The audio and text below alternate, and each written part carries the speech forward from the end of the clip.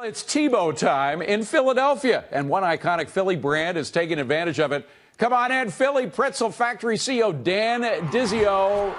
Dan, first of all, I love you to death because you sent us a box full of these pretzels.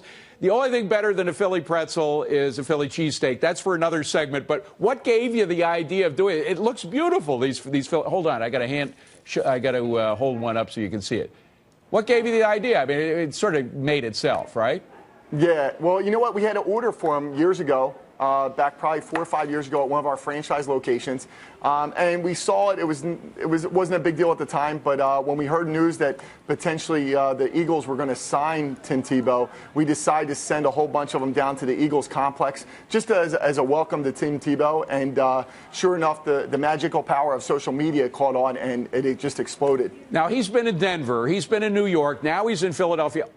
There's a strong contingent of each one of those cities who fell in love with this guy. Is that happening in Philadelphia?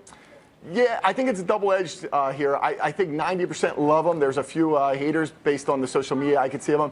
But, you know, he's a captivating fella and really created excitement. It's amazing for the amount of attention that this Tim Tebow pretzel caught on for us. Just shows how much power he has in character. Now, I got to tell you, I love Philadelphia. I lived in this city for 2 years, but it is a tough team for professional athletes. I mean, if you get on the wrong side of the crowd in Philadelphia, you're a dead man. I'm just wondering if Tebow is too nice for Philly.